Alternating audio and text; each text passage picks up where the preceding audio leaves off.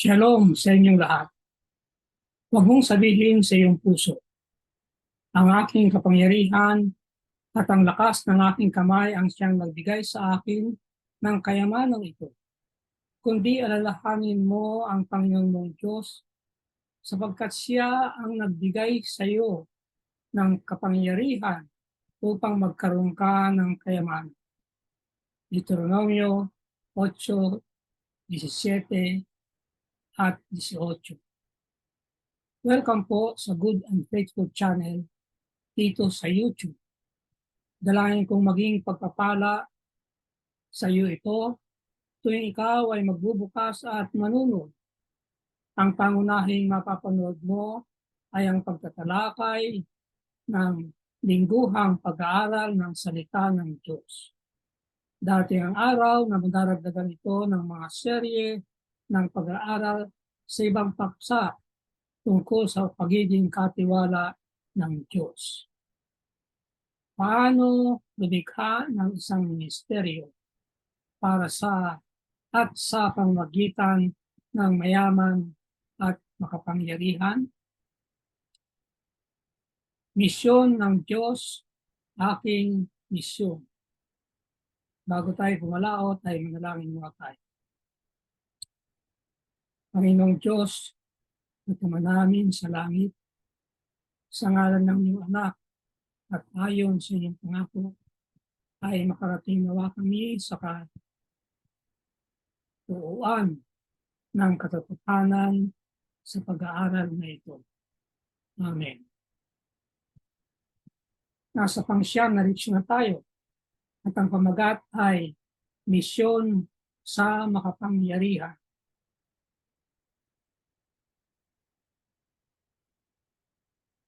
Ang ating susing talata, Mateo 16:26. Sapagkat ano ang mapapakinabangan ng tao kung makamtan niya ang buong sanlibutan, ngunit mawawala naman ang kanyang buhay? O ano ang ibibigay ng tao na katumbas ng kanyang buhay? Panimulang salita. Ang Diyos ay nag-aalala tungkol sa kaligtasan ng mayaman at ang makapangyarihan, gaya ng siya ay nag-aalala para sa mahina at ang nangangailangan. Ang mayaman at makapangyarihan sa panahon ng Biblia ay hindi naiiba sa mayaman at makapangyarihan sa modernong kapanahunan, lalo na sa paghanap ng yaman at katanyagan at kapangyarihan. Kadalasan, ngunit hindi naman palagi, ay sa kasiraan ng mahihina. Nagbibigay ang kasulatan ng mga kawili-wiling halimbawa ng mga tauhan sa Biblia na makapangyarihan, mayaman, o pareho, at paano ginamit sila ng Diyos upang maging isang pagpapala sa mga bansa, sina Abraham, Isaac, Job, Solomon, at Jose, upang pangalanan ang ilan na mga halimbawa. At ito pa rin ang pakay ng Diyos sa pagpapayaman ngayon, ang maging pagpapala sa iba. Muli ay tatlong paghahati ng leksyon. Una, paglilingkod sa mayaman. Kalawa, paglilingkod sa makapangyarihan. Ikatlo, mga individual na halimbawa. Doon sa una ay titignan natin na maaari o hindi ahadlang ang mga kayamanan sa kaligtasan. Sa ikalawa naman ay ang susi ng pagkakaibigan. At sa ikatlo ay tatlong halimbawa ang ating titignan. Si Nebukadnezar, si Naaman, at si Nicodemo. Unang pagkakahati, paglilingkod sa mayaman. Lucas 19, 22. Ngunit nang marinig ng binata ang ganitong salita, umalis siyang nalulungkot sapagkat napakarami niyang ari-arian. Alam natin ang kwento nito, mayroong kabataan na mayaman at may katungkulan ang lumapit sa Panginoong Hesus at nagtatanong kung paano niya makakamit ang kaharian o ang kaligtasan. Ngunit nang sinabi ng Panginoon sa kanya na humayo siya at ipagpili ang lahat ng kanyang kayamanan at sumunod sa kanya, ay nalungkot ang lalaking ito sapagkat napakalaki ng kanyang yaman. Ang ikalawang talata natin ay sa Lucas 19:8. Si Sakyo ay tumindig at sinabi sa Panginoon, Panginoon, ang kalahati ng aking mga pag-aari ay ibibigay ko sa mga dukha. Alam din natin ang kwento nito at makita natin na pagkakontra ang karanasan ng dalawang lalaking ito. Ito ang ating titignan. Maaari o hindi makahadlang ang kayamanan sa kaligtasan. Nakita natin yung sa una, yung sa leksyon ng mayamang kabataang pinuno, nakahadlang sa kanya ang kanyang kayamanan. Tingnan natin ang mga aral mula sa mayamang binatang pinuno. Una, maaaring maging isang mapanganib na bitag ang kayamanan. Sabi sa Mateo 19:24, mas madali pa sa isang kamelyo ang dumaan sa butas ng isang karayo kaysa isang mayaman na pumasok sa kaharian ng Diyos. Sinasabi ba dito na hindi makakapasok sa kaharian ng langit ang mayaman? Hindi naman. Sinasabi lang na mahirap, pero makakapasok. Ang yaman ay totoong maaaring maging isang hadlang sa kaligtasan. Hindi mabibili ng yaman ang isang pagkalibre mula sa kamatayan. Sa wakas, ang mayaman at ang mahirap ay haharap sa magkatulad na kapalaran, ang libingan. Ibig sabihin nito, ang mayaman ay kasing desperado gaya ng sinuman sa pangangailangan ng kaligtasan. Kaya nga, kinakailangan na ang iglesia ay mayroong ministeryo o paglilingkod para sa kaligtasan ng mga may mayaman. Sabi naman sa Juan 11:25, ako ang muling pagkabuhay at ang buhay. Ang sumampalataya sa akin, bagamat siya'y mamatay, ay mabubuhay. Ano man ang iba pang mabibili ng pera at napakarami niyan, hindi ito makakapaglibre sa kamatayan. Ang pagkalibreng yon ay darating lamang bilang isang regalo na libreng iniaalok ni Jesus sa sino mang aangkinin ito sa pamagitan ang panampalataya. Napakalinaw ng sinasabi ng pangakong ito. Bagamat siya'y mamatay, ay mabubuhay sapagkat sinabi niya na siya ang pagkabuhay at ang buhay. Resurrection and the life. Kaya niya may bibigay sa tao ang muling pagkabuhay ay sapagkat siya ang buhay. Tingnan naman natin ang mga leksyon mula kay Sakeo. Hindi sinabi sa kanya ni Jesus na ipagbili ang meron siya at ibigay sa mahirap, gaya ng ginawa niya sa mayamang binatang pinuno. Malinaw na ang utos sa mayamang binatang pinuno ay hindi para sa lahat ng mga mayaman. buong linaw na siya'y nabigyang sala ni Jesus. Si Nicodemo yun. At nalamang kailangan niyang baguhin ang kanyang buhay, lalo na sa kaugnayan nito sa kanyang yaman. Kaya nga, sabi niya si Panginoong Jesus, ibibigay niya ang kalahati ng kanyang yaman sa mahihirap. Sapagkat ano ang mapapakinabangan ng tao kung makamtan niya ang buong sanlibutan, ngunit mawala naman ang kanyang buhay?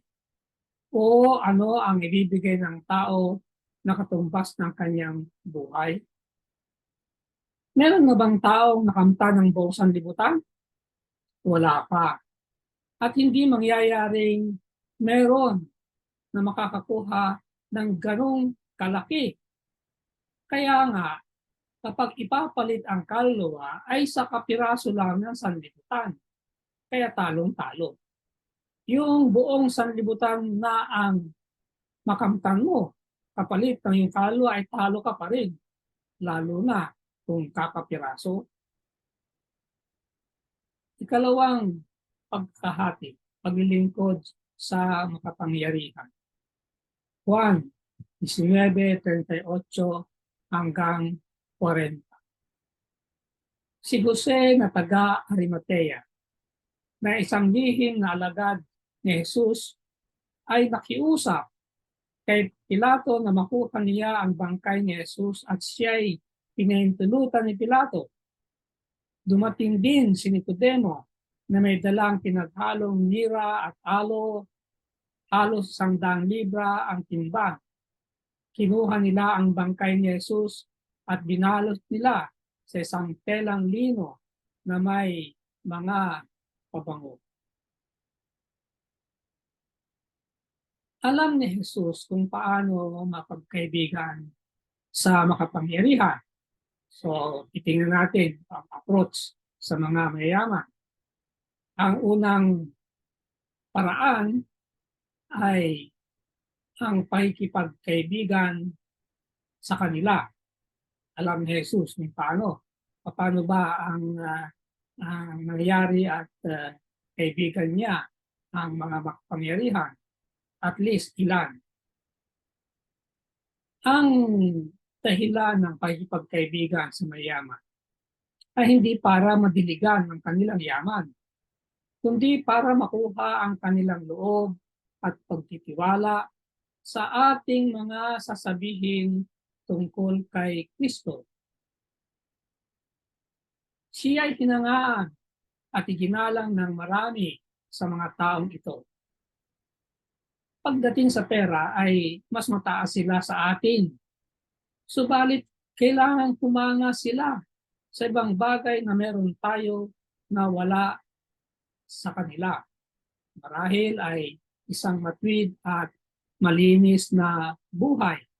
At pumunta sila kay Jesus para sa tulong na tiyak na nadarama nilang siya'y nagmamalasakit para sa kanila. Ito pa ang isang kinakailangang maunawaan sa isyong ito. Kailangang makadama sila ng tapat na malasakit mula sa atin. Yan ay ang bunga ng pagtitiwala din. Marami ang hindi lantarang pumunta agad. Naghintay sila hanggang sa kanilang matiyak na si Jesus nga ang tunay na anak ng Diyos. At dalawa ang ating halimbawa sa pangyayari ito na naghintay muna, hindi lumantad. Tingnan natin ang leksyon mula kay Jose ng Arimatea. Mamaya ay yung ikalawa. Ang sabi rito, mas mabuting hindi sila hinahabol-habol yung mga may mga kapangyarihan. Maghahangad ang makapangyarihang tao na makipagsosyo sa tunay na paglilingkod. Ibig sabihin, pagka ang tao ay makapangyarihan, siya'y patataas sa hindi makapangyarihan.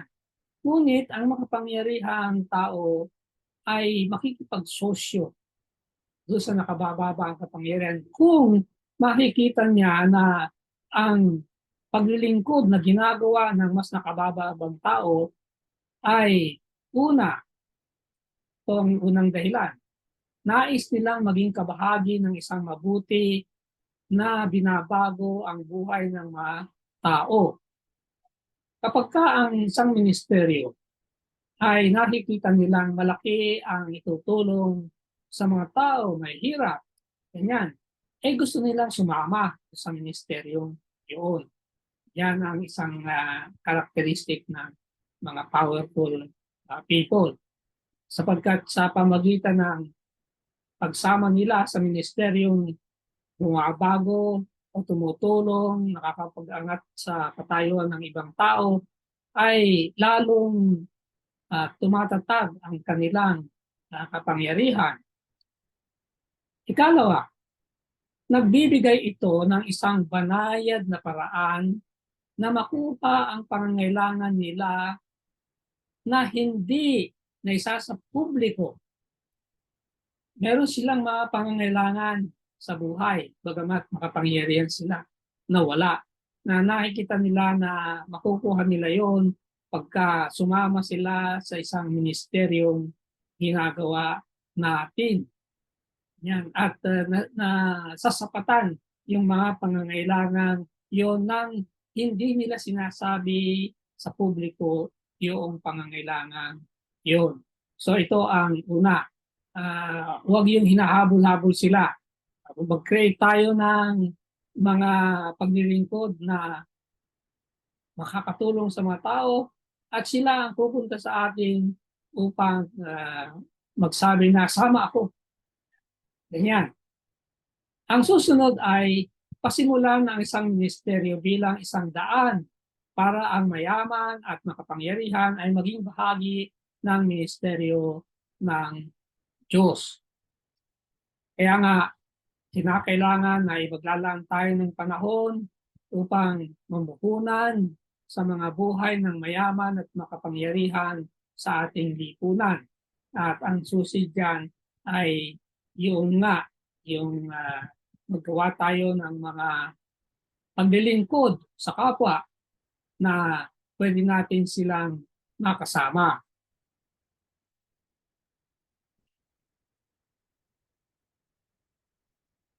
Yung pangatlong pagkakahati, mga individual na halimbawa, tatlo ito. At ang una ay si Nebuchadnezzar.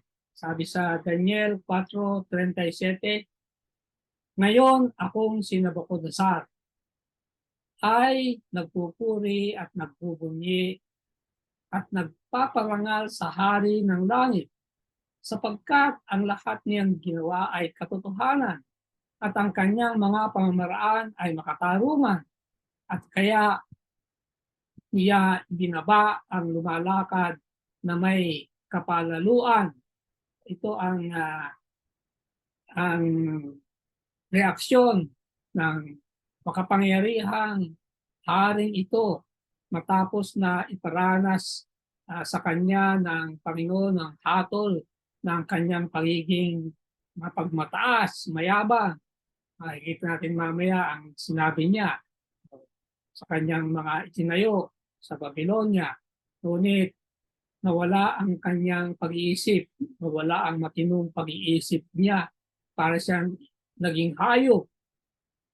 Yun ang nangyari sa kanya. At nung naibalik na sa kanya ang kanyang isip ay ito ang kanyang patutuo. Naniniwala ang mga Adventista sa hindi limitadong pagtubos. Ano ba ang ibig sabihin ng hindi limitadong pagtubos? Ang kamatayan ni Kristo ay para sa lahat ng tao, hindi lamang sa isang natatanging grupo na itinadhana ng Diyos para sa kaligtasan. Yun yung predestination na pinipili ng Diyos ang maliligtas at ang hindi maliligtas. Di tayo naniniwala doon. Ang kaligtasan, ang panukala ng kaligtasan ay para sa lahat ng tao. Bagamat, hindi naman lahat ng tao ay maliligtas sapagkat meron silang kapangyarihang ibinigay ng Diyos na pumili. Pagkat tinanggihan nila yung inaalok, di wala silang kaligtasan. Hindi ipipilit ng Diyos ang kaligtasan sa tao. Iniaalok. Yan. Pero lahat ay aalukan. Hindi yung lamang pinili niya. Ang Diyos na nagnanais na ang lahat ng tao ay maligtas at makarating sa pagkakilala ng katotohanan. 1 Timoteo 2:4. Napakaliwanag niyan. Ang gusto niya ay maligtas ang lahat ng tao. Yun lang na, hindi lahat. At ayon sa banal na kasulatan, malapad at malaki ang daan sa kapahamakan at makipot ang daan sa kaligtasan. Ibig sabihin, mas marami ang hindi tatanggap sa kaligtasang iniaalok ng Diyos sa lahat ng tao. Inihandog ni Jesus ang kanyang sarili bilang isang hain na kabayaran para sa ating mga kasalanan at hindi lamang para sa atin kundi para din sa kasalanan ng buong sanlibutan. 1, 2, 2. Yan ang ibig sabihin ng unlimited atonement. Hindi limitadong pagtubos. Yan ang ating paniniwala. Kaya, sinibukan nisa ay inalok din lahat. Mga leksyon sa kanyang kwento.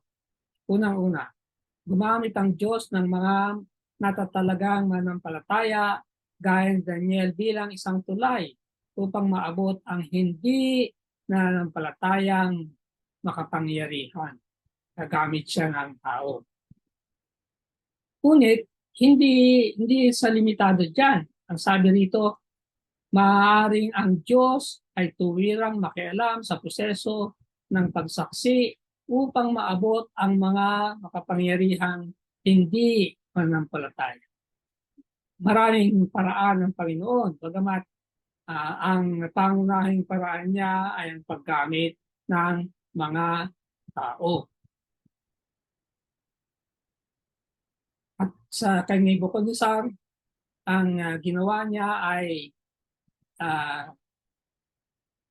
pinababa siya. Siya ay napakumbaba ng Diyos para sa kanyang pagmamataas at kaibangan. Kaya nga, mabasa natin sa Daniel 4:30 ang pagmamayabang niya. Sabi ron ay, hindi ba ito ang dakilang Babylonia na aking itinayo sa pamagitan ng lakas ng aking kapangyarihan bilang tahanan ng hari at para sa kalwalhatian ng aking kadakilaan. Yan. Pagkatapos niya, narinig niya ang tinig ng Diyos. At natupad yung interpretasyon ni Daniel doon sa kanyang panaginip at siya ay nawalan ng bait. At siya ay ilang buwan na parang hayop.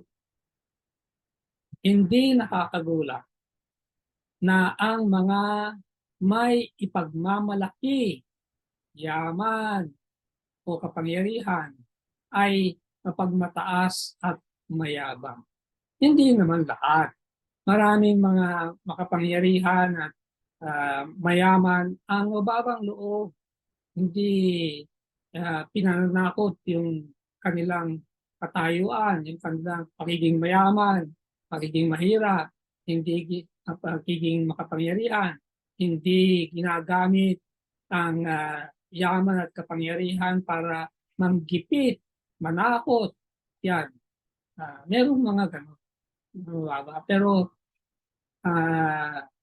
marahil ay safe na masabi natin na karaniwan ng merong gantong katayuan ay mapagmalaki. At yan ang haring ito. Pinababase ng Diyos. Ang paghatol ng Diyos ay ginawa kay Nabukadnezar sa isang katulad na paraan sa ilang Israelitang hari. Yung mga Israelitang hari, ganoon din ang ginawa ng Panginoon, binabalin sila. Ano ibig sabihin niya? Mahal niya pareho yung mga hari ng kanyang bansa at yung mga hari na labas sa kanyang bansa. Ganon, yun ang dating sa akin niya. Hindi yung pag nagkamali ang mga hari ng Israel ay sila lang ang sinisikap niyang ituwid. Hindi. Si Nebuchadnezzar ay sinikap na rin ituwid. At ang mas maganda niyan ay tumugon ng positibo si Nebuchadnezzar. Samantalang may mga hari sa Israel na imbis na tumugon ng positibo ay negatibo, lalo pang lumala ang kanilang kasamaan. Natauhan siya at kinilalang Diyos na manlalalang. Nagpapakitang nagmamalasakit ang Diyos sa mayaman at makapangyarihan. Kaya ngayon, yan sabi ni Nebuchadnezzar, pinupuri ko at pinaparangalan ang hari ng langit dahil matwid at tama ang lahat niyang ginagawa at ibinabagsak niya ang mga lapag mataas. Masasabi ba ninyo na ang haring ito pagdating ng araw ay makikita natin sa langit na bayan? Ang ikalawa ay sinaamat. Ikalawang sulat ng mga hari 5:15-17. Ngayon, nalalaman ko na walang Diyos sa buong daigdig maliban sa Israel. At sinabi ni Naaman, kung hindi, hayaan mong bigyan ang iyong lingkod ng lupang kasindami ng mapapasa ng 2 mola, sapagkat buhat ngayon ang iyong lingkod ay hindi na maghahandog ng handog sa nasusunugin kung alay man sa ibang mga Diyos kundi sa Panginoon. Kasi nung bumalik siya kay Eliseo at binibigyan niya ng marigalo. Ngunit tumanggi si Eliseo. Ayaw niya.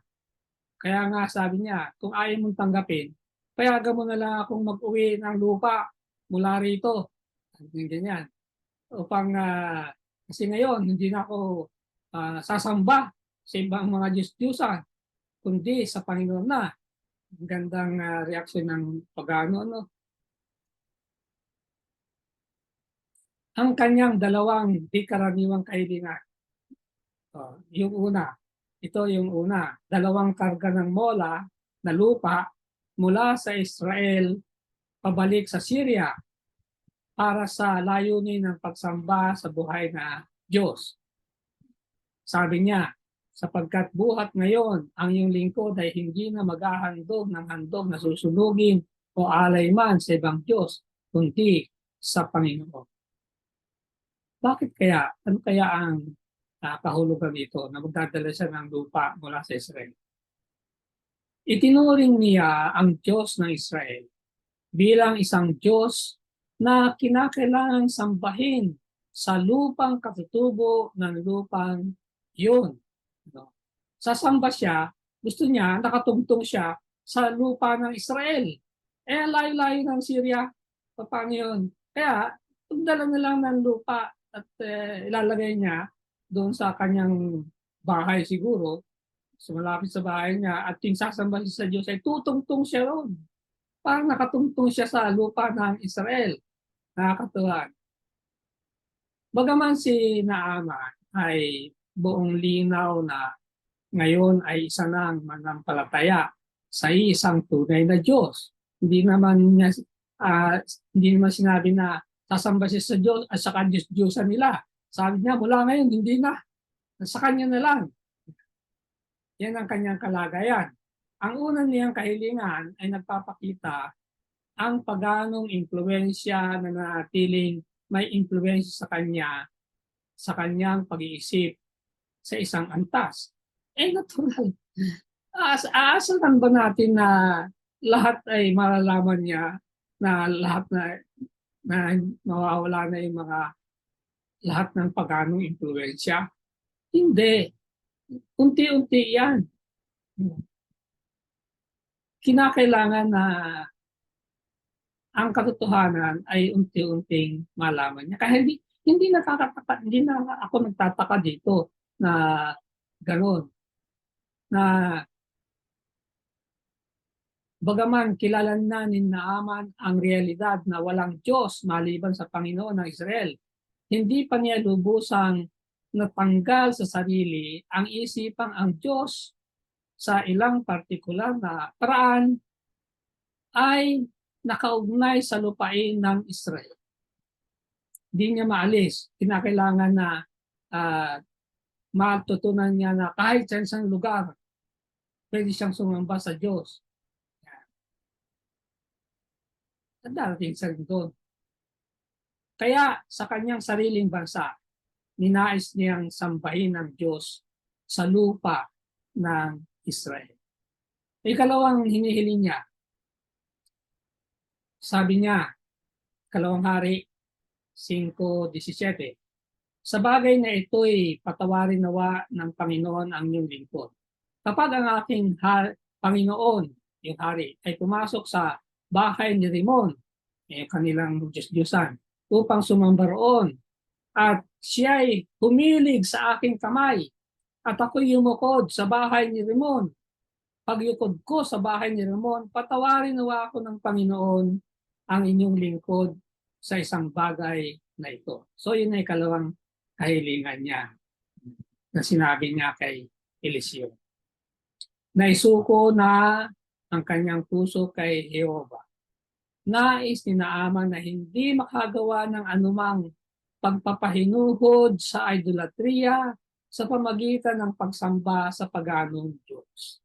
Hindi niya nais na makarating kay Eliseo na ginagawa niya ito. Baka mapagkamalan siya na makarating kay Eliseo at pagdudahan yung kanyang sinabing, hindi na ako sasamba sa ibang mga Diyos-Diyusan. Kaya sinabi na niya kay Eliseo ang maaaring mangyari. Sapagkat sasamahan niya yung hari sa pagsambang ito sa kanilang Diyos-Diyusan si Rimon. Pagka ang hari ay yumukod, mapapayukod din siya. Kasi nakasandal sa kanya. Tayo ng ganyan. Bagamat mangyayari yan, hindi nakakahulugan ako'y sumasamba. Yun ang kanyang sinasabi kay Eliseo.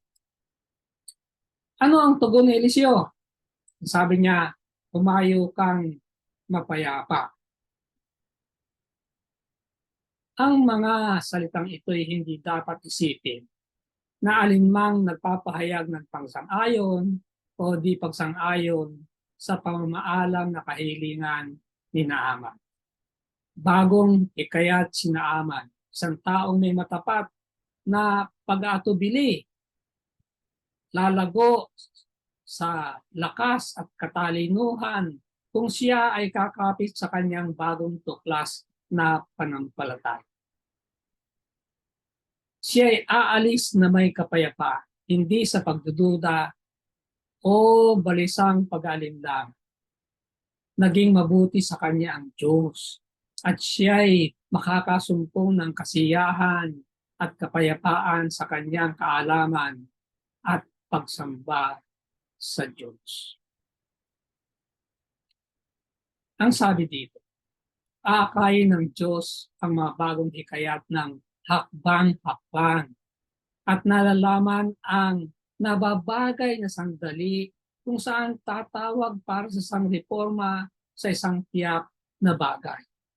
Unti-unti ang kaalaman ng katotohanan na hindi bigla. Hindi tayo makakarating sa lahat ng katotohanan ng minsanan. Unti-unti ito'y darating sa atin. Pag dumating ang isang liwanag at ito'y ating nilakaran, inihahanda tayo nito sa susunod na liwanag. Ang prinsipyong ito'y dapat na laging isinasaisip ng mga gumagawa para sa kaligtasan ng kaluluwa.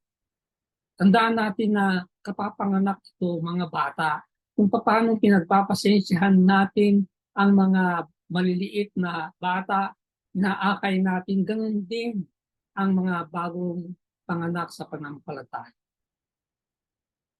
Ikatlo, si Nicodemo. Sinabi sa kanila ni Nicodemo yung pumunta kay Jesus noon sa isa sa kanila. Hinatulan ba ng ating kautusan ang isang tao malibang siya'y ating munang dinggin at alamin kung ano ang kanyang ginawa? Juan 7:50 at 51. Basahin natin ang Kapitulo 19. Itong talatang ito ay magpapakita nung pinagtanggol niya sa sinagoga, sa konsilyo ng mga Pariseo.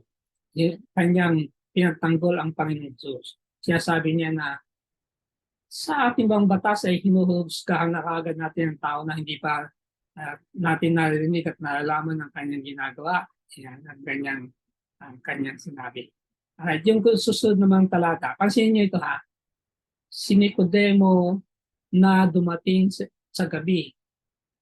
Ito yung nakipagtagpo siya. Uulitin yan sa susunod na talata. Yan. At dumating din si Nicodemo nung una ay lumapit sa kanya nung gabi na may dalang pinaghalong mira at halos 100 libra ang timba. Ito yung namatay ng Panginoon Jesus. Kasama siya ni Jose ng Arimatea na naglibing. Yan. So dalawang insidente ito. At sa dalawang insidente ito mapapansin niyo na inuulit yung interview niya ng gabi.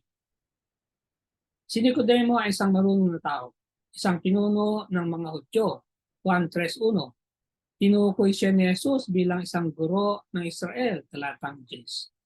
Siya ay may mabuting pagkaunawa ng Biblia at may spiritual na pagkagutom para sa Panginoon. Iningatan niya ang lahat ng mga utos at isang iginagalang na leader sa mga Hudyo. Pansin niyo susunod. Gayon man, lumalabas na ang panlabas na anyo ay gayon lang, panlabas na anyo. Napakaganda ng nakikita ng tao tungkol sa kanya. Ngunit panlabas na niya yan, merong nasa loob na kinakailangang masolusyonan. Kaya siya lumapit sa ating Panginoon. Subalit nalalaman ng Diyos ang kanyang puso. Ito ang gusto ko. Ang tunay nating katayuan na hindi nakikita ng ating kapwa ay alam ng Diyos. Kaya nga, anumang paghuhusga ng tao sa atin, napakaraming beses na ang kanilang paghuhusga ay mali, ay pabayaan natin. Huwag natin kasamaan ng loob yan. Pabayaan natin sapagkat napakaganda nito. But God knew his heart. Nang nagpunta siya kay Jesus, sinikap niyang panatilihin ang pagpapanggap, ang dating kalagayan. Nagpunta siya kay Jesus dahil nabigyang sala siya ng kanyang mga turo. Yung mga narinig niyang turo ni Jesus ay tumimo sa kanyang puso. Ang kanyang pagmamataas ay humahadlang sa kanya mula sa lantarang pag-amin na si Jesus ay ang Panginoon. Yun. Ang gaganda na nakikita ng tao sa kanya, ngunit meron palang humahadlang sa kanya upang manindigan para sa Panginoong Hesus. Kahit pagkatapos ng kanyang pananalig na isinugo ng Diyos Jesus, hindi pa rin siya hayagang kinilala na siya ay tagasunod ng Panginoong Jesucristo.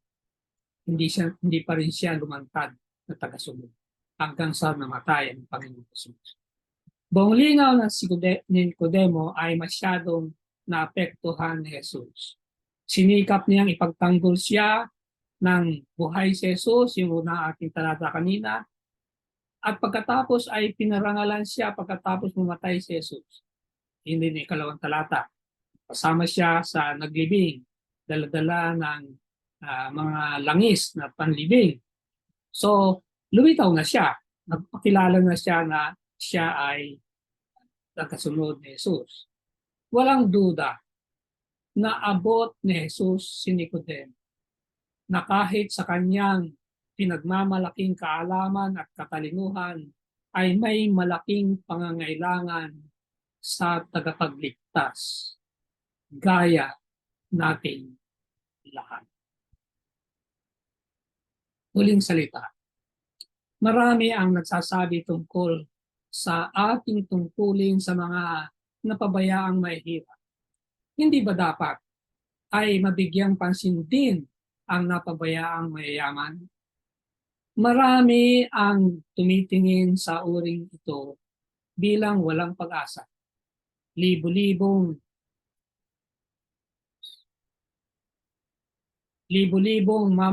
mayayamang tao ang pumaroon sa kanilang libingan na hindi nabigyan ng babala. Subalit, gaya ng lumilitaw na hindi sila interesado, marami sa mga mayayaman ay kaluluwang nabibigatan.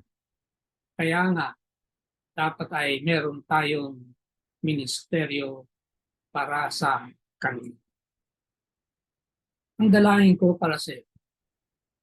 Sa ngalan ng ating Panginoon at tagapagligtas sa Jesucristo, dalangin ko na gagamitin ka ng Diyos bilang isang pagpapala sa mayaman at makapangyarihan sa parang ikaw lamang ang makakagawa. Amen.